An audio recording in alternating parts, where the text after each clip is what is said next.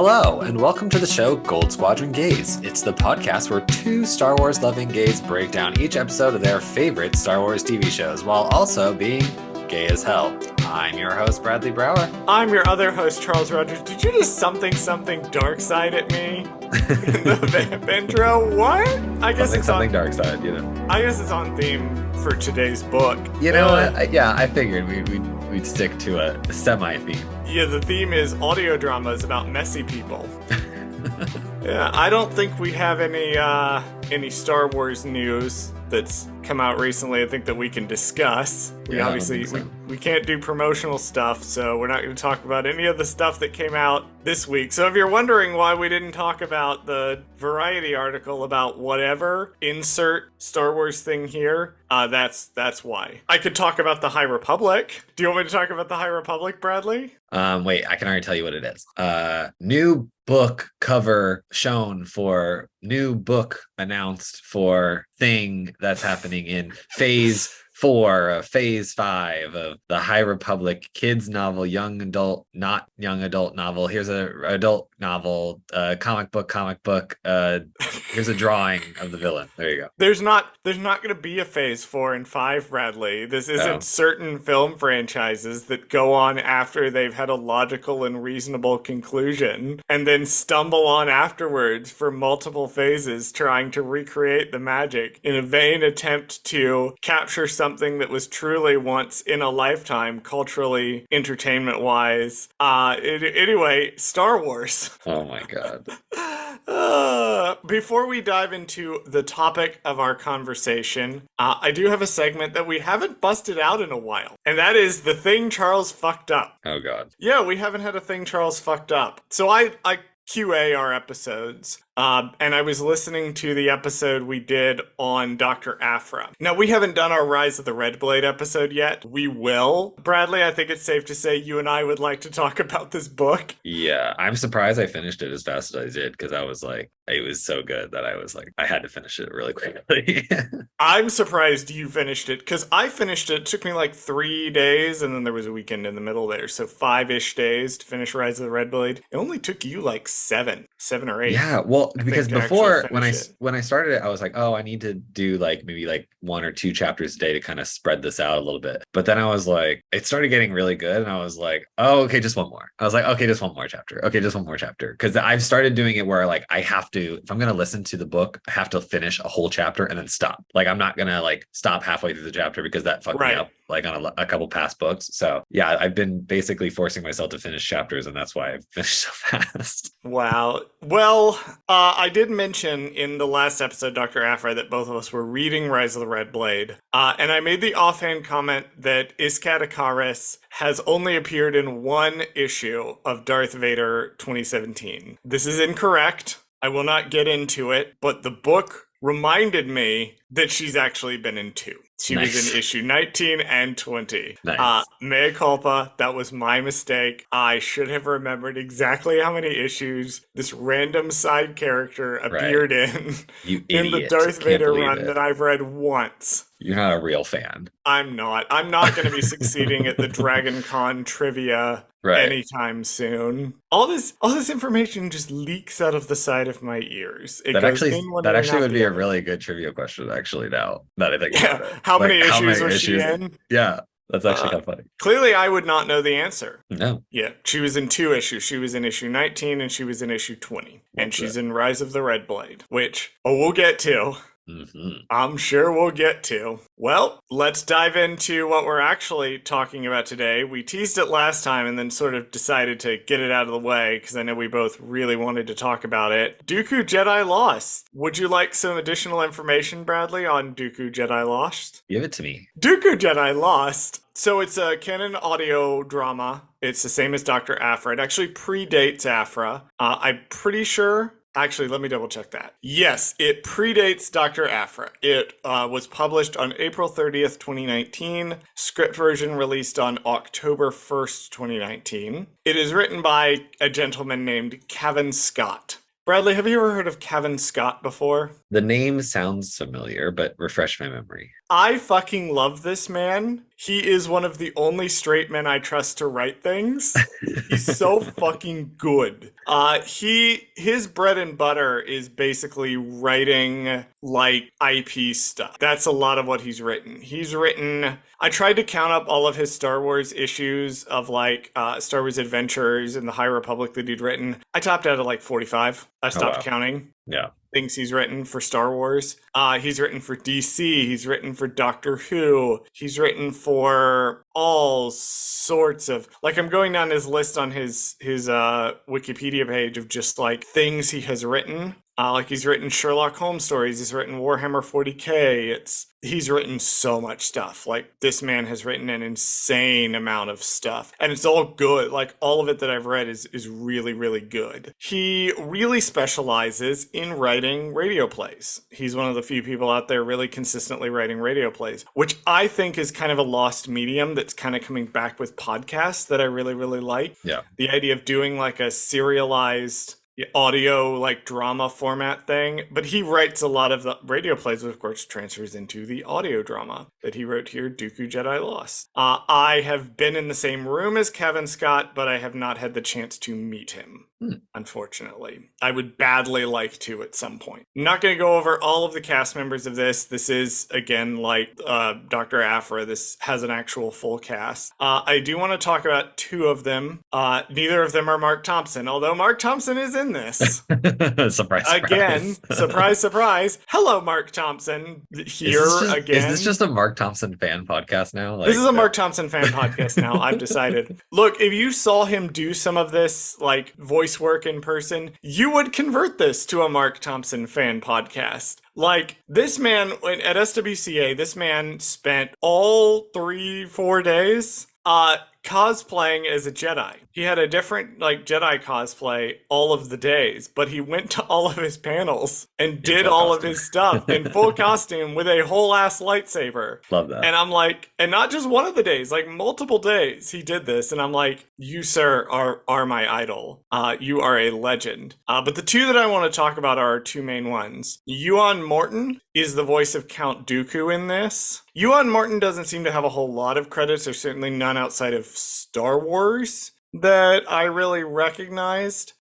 He seems to primarily read the audiobooks, although he was in Dr. Aphra as the voice of the Emperor. I know him best as the voice of the Sith Inquisitor male in Star Wars The Old Republic. So he's the voice of Inquisitor Calig if you're playing as a male. That's where I know him from. Asajj Ventress, Asajj Ventress is in this. Which is why I insisted Bradley read it.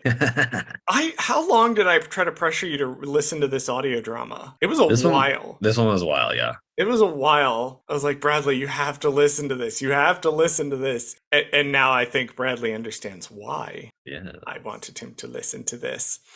Asajj Ventress is being voiced by Orla Cassidy. Apologies if I butchered that name. Orla Cassidy has 58 acting credits on IMDb, mostly just smaller roles. Been in Law & Order SVU, been in Billions, Gotham, and then also High Republic girlies like myself, and eventually Bradley. I'm working on it. We'll get there. We'll recognize her as the voice of Ola Hest from the High Republic Tempest Runner. I'm not going to describe Ola Hest's character, but if you know, you know. And that is all the additional information that I have on Dooku Jedi Lost, an audio drama that I listened to. Well, I guess we'll kick off. Bradley, what did you think of Dooku Jedi Lost overall?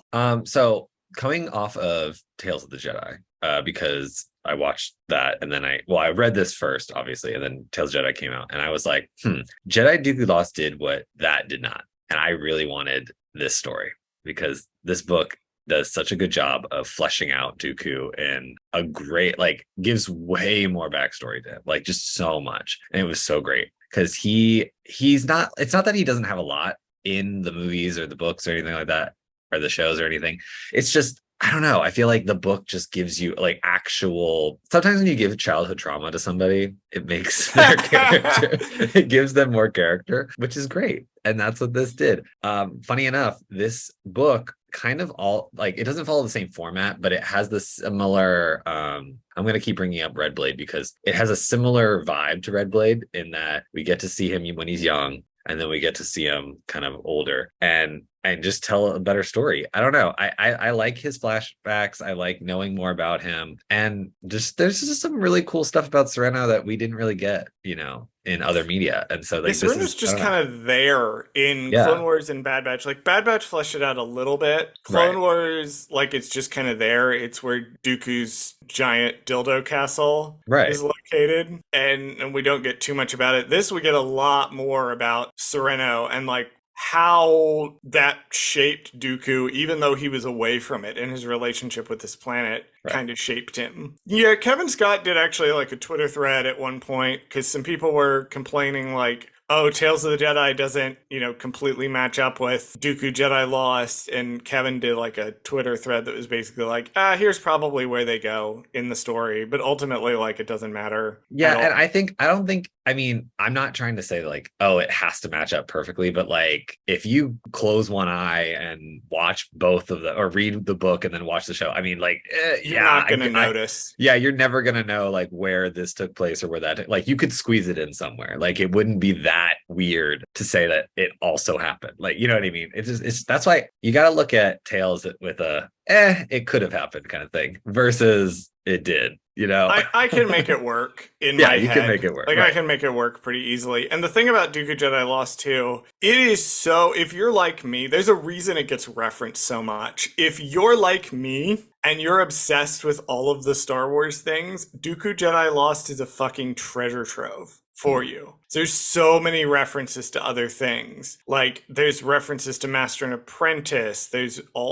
references to the High Republic that predate the High Republic. And it's really interesting too because Cavan Scott has said that basically what happened was they had 5 basic ideas for what they could do for the Project Luminous publishing initiative. And he included references to all 5 ideas in Dooku Jedi Lost. We only know the High Republic ones. Claes Terradine is mentioned. You have no idea who that is, but our High Republic listeners will. As well as Keeve Trennis is also mentioned.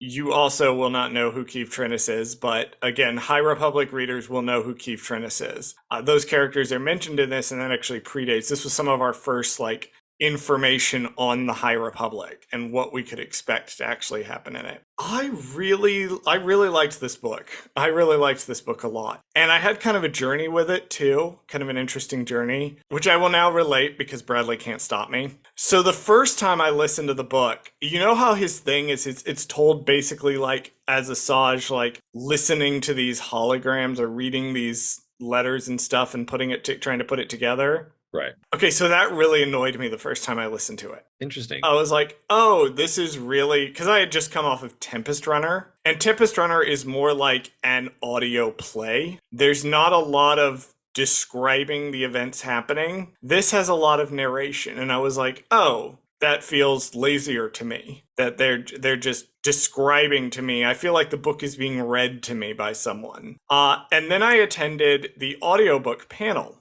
at Star Wars Celebration Anaheim. And Cavan Scott said, well, I wrote the book that way because Sir Christopher Lee, who portrayed Dooku, is most famous for portraying Count Dracula. And it's a giant Dracula reference. And I'm like, God fucking damn it. How did I miss that? That is my favorite book of all time. How did I miss that this was a giant Dracula reference? So now I love it. Everything about it. It's perfect. And I changed nothing. So is Dracula also framed in a very somebody reading letters or some kind of retelling? Oh, okay. Yeah. So Dracula, the entire premise of Dracula is like you're reading documents that have been compiled by a character. I will not spoil the events of this 150-year-old book, well, 130-year-old book. Gotcha. But it's written very much as it's diary entries and letters back and forth and newspaper clippings and things like that. It's called an epistolary novel, I think is the term for it. Yeah. But it's something you read where you're reading the documents after the fact. And so this is a reference to that. Dracula was one of the ones that really made that a big thing, is how that book is actually written. So I love that, of course, because I'm a huge Dracula nerd. But I also just like the book in general. I agree with your assessment that the character, like we talked about this with Dr. Aphra, the character work in these audio dramas is where it really shines. Where you're diving in and saying, here's why this character is the way he or she is. Right. And I really love that they slow down to do that. Because, yeah, I agree with you. Tales was like a nice primer. Like, it's like a nice 30-minute primer of, like, here's basically how Dooku fell to the dark side. This goes into a lot of detail about it, and it makes a lot of sense. Well, and it also gives just more, it gives more, like, you just have more empathy for him, or you just gives a better reasoning for him falling to the dark side versus, like, oh, his friend died once I think in Tales of Jedi, that's basically all it is. It's like, oh, I feel bad about the Jedi being annoying. Like, this is like, no.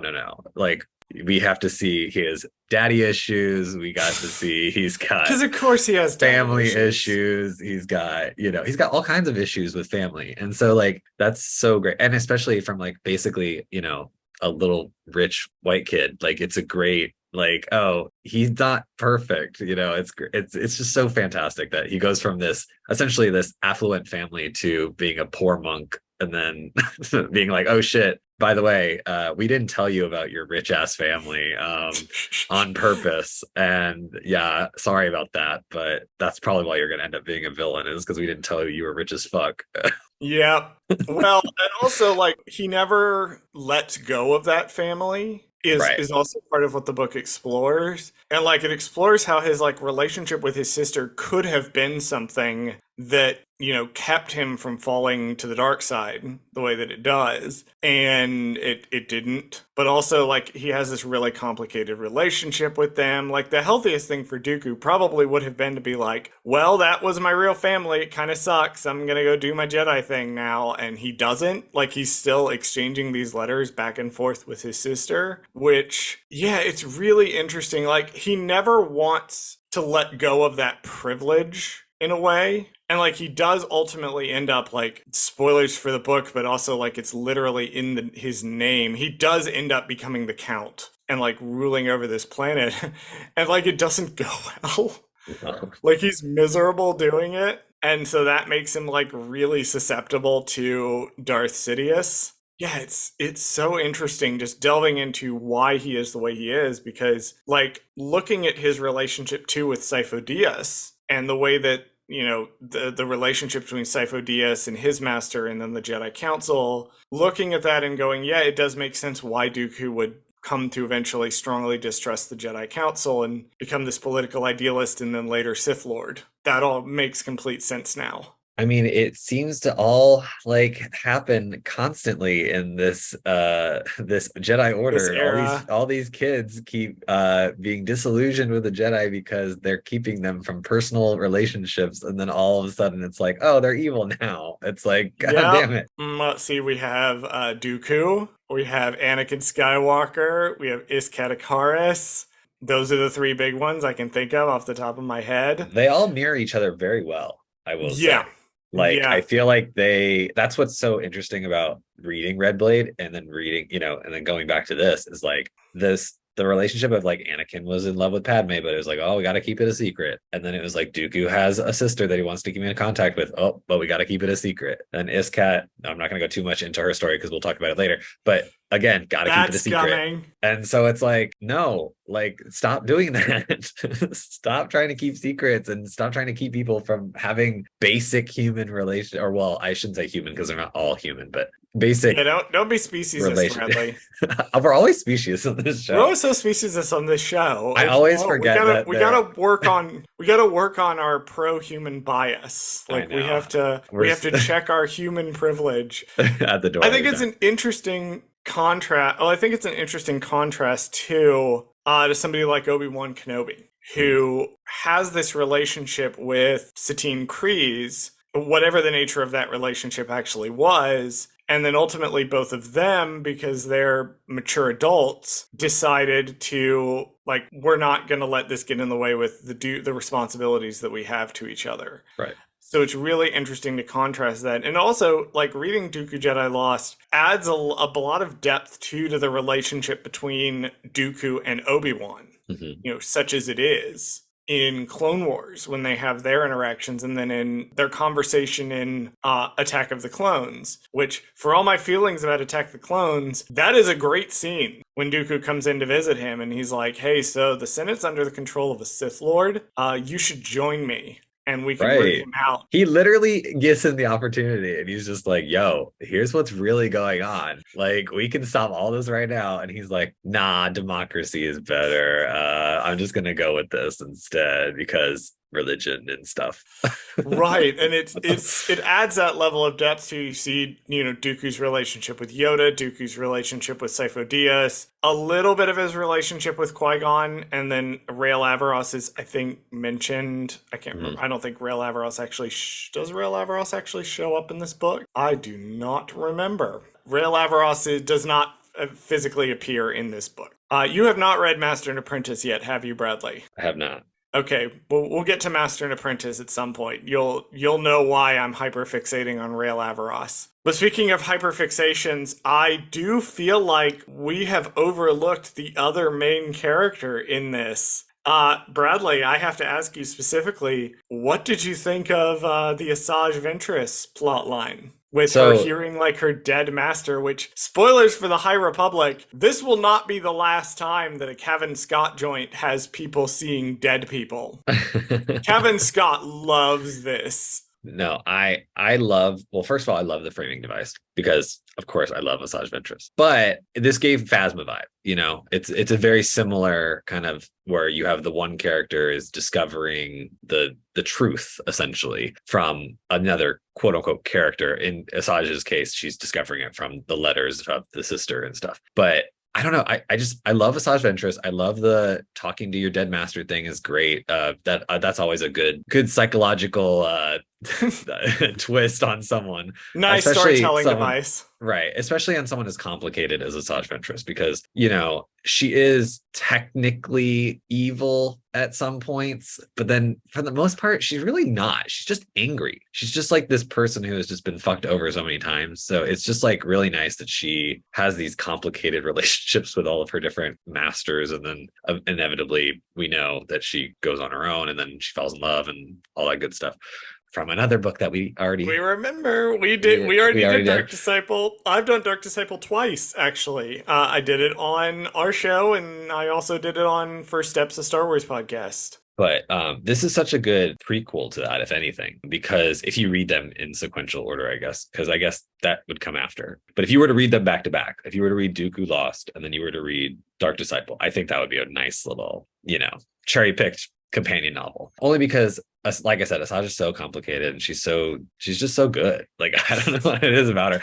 She's probably the best, I think, one of the best characters ever written in Star Wars, just because she is so complicated and messy and all kinds of stuff. So I liked that she shows up here because she does have such a deep connection to Dooku, as we know from Clone Wars. And it's just nice to see her again. I mean, really, any excuse to have her always show nice up. To see her again. Yeah. We will also do, depending on how long this drags on, I'm sure we will do Brotherhood. She's also in Brotherhood. Goodness gracious.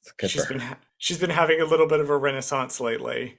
And I love that. I love that these authors. To see. I love that the authors that are like, oh, well, clearly Lucasfilm is not going to do anything with her, so like, let's do something with her. Like, I love that. Mike Chen and Cavan Scott, you two are the heroes for bringing her back for more stuff, and of course, Christy Golden for writing Dark Disciple originally, like the definitive Asajj Ventress novel.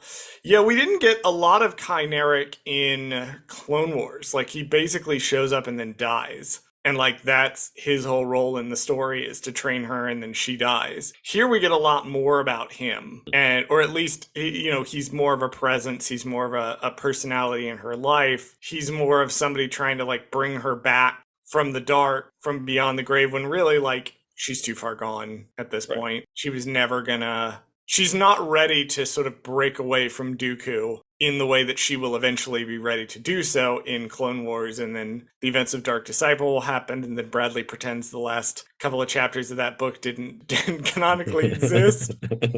No, I mean, yes, I mean, obviously they happen, but I have refixed my headcanon of that she, spoiler, dies at the end of that book, and then in Rebels, she's the voice of the Sith holocron from Beyond the Grave. So that's my headcanon. That's actually Asajj Ventress. You think that's actually Asajj Ventress' voice? I mean, it's the same voice actress, so why not? I mean, maybe she wouldn't have been able to make a holocron. I must think about this. I must think about this and get back with you as to can I make these theories work? No, that's just my headcanon, Well, I think too she's important, like that she's the one putting it together, because it's also kind of a Dracula reference, sort of in a way. Because I said I wouldn't spoil the events of the 130-year-old book earlier. I'm gonna walk that back, and I'm going to now spoil the ending of Dracula, a book that has been in publication since 1895, I think, was when this book came out. I was gonna say, if you're upset that he's about to spoil this, if you're upset that I'm about to stop the podcast Dracula, right now, go read Dracula. Yeah, go read Dracula, because clearly you're invested enough. You need to. You'll love it, and then come back. But Mina Harker is the one putting it all together. She's the one that compiles it all together at the end, and so I think it's neat that Asajj, who has this very different relationship with Dooku than certainly Mina does with the Count, is also the one kind of putting all of this together, and then ultimately she joins him at the end of Dooku Jedi Lost, as opposed to at the end of Dracula, where she's like, no, fuck this guy, go murder him now, and then everybody goes and murders him super hard. And that's why all versions of Dracula where she's his reincarnated love interest are bullshit-ass garbage. And Bram Stoker's Dracula in particular, the Francis Ford Coppola movie, You Are My Enemy, meet me in the Denny's parking lot, I just want to talk. Anyway, I'm not going to go on that. One day for April Fools, we'll do like the Dracula episode. Oh my God. Where I'll just talk about Dracula for an hour. Yeah, no, I'm looking just to see if there's any other characters we haven't really touched on. I mean, we touched on Sifo Dyas a little bit. Sifo Dyas is such a fucking tragic character in this. You know what? It is weird, because I think before I read this, if you only have seen movies, you know that it's just a code name or whatever. It's not, well, it appears to be a code name, not an actual person. So kind of. The whole reason the character exists is because of a typo in the Attack of the Clones script. Gotcha. George Lucas meant to write Sifo Dyas, as in Sidious. Okay. But he fucked it up and wrote Sifo Dyas instead. And so it became like, oh, there was a like other Jedi, and this plot became much more convoluted. And so apparently, according to our friends over at the Divas, apparently the third movie, they were talking about, like, originally they were going to delve more into this plot line. Right. And then they didn't at all. I mean, the movie's long enough. They left Clone Wars to pick up the pieces. Right. Yeah, the movie needs to be about 15 minutes longer. They needed to put all the Padme scenes back in so she could have an actual subplot. But yeah, the movie's already really long. It is, but who cares at this point? You know what I mean? Like, yeah. like just special edition one. Yeah, but Sifo Dyas, we've only ever thought about Sifo Dyas kind of in the past tense. Right. Not like as we've a only living person. ever, not as a living person, really, ever. We meet him in Attack of the Clones. Well, we hear of him in Attack of the Clones. He's already dead. And then a lot of the Clone Wars episodes are him, like, them following along the trail, trying to figure out what happened to him. This is where we get our real look at who Sifo Dyas was as a person, and it sucked to be him. And it's really tragic too, because him. It's like essentially they're best friends. I mean, in a sense, or brothers, if anything. Yeah, I don't know. It's just sad when you have a character like that who, like I said before, I think before my headcanon was always that, oh, it's not a real person, it's just a fake thing that they came up with to whatever. And then I think, yeah, you're right, in the movies Yoda says something along the lines of like, oh, that's weird that Sifo Dyas would do that because he was a good little kid or whatever. And it's like, wait a minute. Yeah, we find out too, and part of the tragedy is that the Jedi at this point have become so wrapped up in their own dogma. And I don't think I would ascribe the word cult to the Jedi.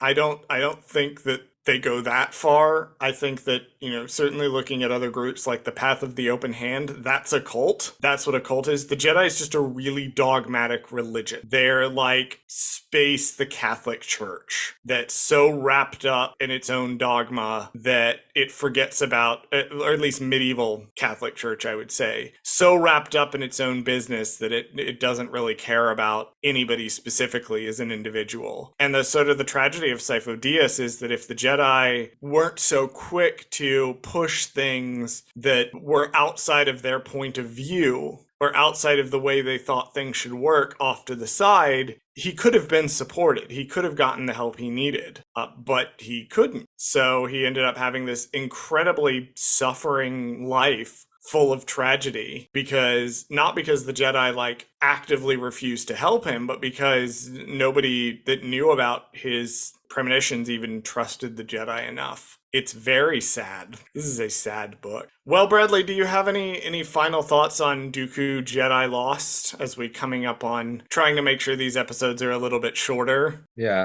I'm just looking at the summary to see if I missed anything that was interesting, other than the fact that there's a giant, beast thing that he can there's a giant dragon. We don't really need to get into that. We just need to know there is a giant dragon. Once again, this is not the last time we will see a giant dragon in a Cavan Scott Star Wars joint. This does happen. This man seems to have things he likes to bring up. I love that. I love giant dragons in Star Wars. More, please. I do love anytime Star Wars is dragons. Yeah, I do like that. No, but overall, I thought it was a great little novel. Like I said, if you want to pair it with Dark Disciple, it would be a fun, little adventure to read them back to back. And more Asajj Ventress and more Dooku stuff. Like, I think we deserve a Dooku plot of some kind in live action at this point. I know that, Sir Christopher Lee is gone, but like a younger version of him would be really great. And then also the guy who did the voice in, I think, Clone Wars would do a great, Corey Burton. Corey Burton would do a great Corey narration. Burton. You may know Corey Burton as the voice of fucking everything forever, all of the time. He is the ghost host also in Haunted Mansion, The Ride. Gotcha. Which is my favorite Corey Burton performance, is actually as the ghost host in the Haunted Mansion. But I think he would do a really good job of narrating a Dooku show of a young Dooku. I think that would be an interesting kind of, when I was young, this is what happened. You know what I mean? Kind of thing. I think it'd be an interesting look too, coming off of the upcoming Disney shows. I think it would be an interesting look at the Jedi during this time period to do some of these adventures that Dooku went on. I would need to check. I haven't really been keeping up on the last 2 months or so of comics. I know they've been releasing the Yoda comics. I'm not sure if any of them cover his time with Dooku. I know Dooku was in some of them, but that was more of a framing device. And of course, Cavan Scott is writing those because there's 10 Star Wars authors that write everything, and Cavan Scott is one of the bigger writing Star Wars things. It's him and Charles Soule. Cavan Scott and Charles Soule, there's a 50-50 chance one of those two guys wrote the Star Wars print media thing that you're reading. Yeah, I thought the book was good. I loved it a lot. I love my villains. I love my Dracula references. I love my one thing was the guy, Ewan Morton, who's voicing Dooku. He does a really good performance. Does not sound a thing like Christopher Lee at all. And that did take me out for a little bit. I just kind of had to get used to it. But it was that thing we were talking about last episode of sometimes it's just I know what this character is supposed to sound like because their voice is so iconic. Right. And this is different than that. And it bothers me. But he's still doing a good job, and he plays the role with a lot of pathos, and I enjoyed it a great deal. So I do highly recommend this book. If you're a lore nerd like me, this book will make you very happy. If you're a High Republic fan, this book will make you very happy. And Cavan Scott, thank you for personally attacking me every time you write a thing. I haven't forgiven you for The Rising Storm, and I'm not going to forgive you for Path of Vengeance anytime soon. And on that note, next time we will be discussing another book. Now, we haven't talked about this in advance, but Bradley, I do think it's safe to say next time we will be discussing Inquisitor Rise of the Red Blade. Yeah, I think it's time. I think we mentioned I think we probably need to do that quickly. We got to get it out of our system, because otherwise otherwise we gotta get it out of our system. I know Dooku Rise of the Red Blade is coming up, Black Spire is coming up, and we'll see... Dooku Rise of the Red Blade? Dooku Rise of the Red Blade. Fuck me.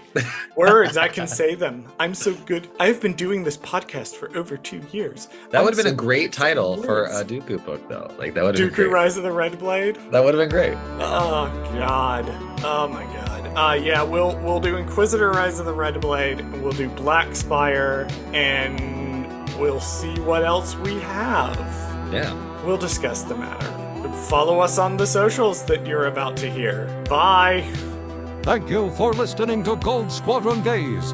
Did Charles fuck something up? Send us a message at goldsquadrongaze@gmail.com. Follow us on Twitter at Gold Squad Gaze. Follow us on Instagram and TikTok at Gold Squadron Gaze. Subscribe to us on YouTube at Gold Squadron Gaze, where we post the podcast as well as exclusive content. Please join us next week and every week for more of Gold Squadron Gaze.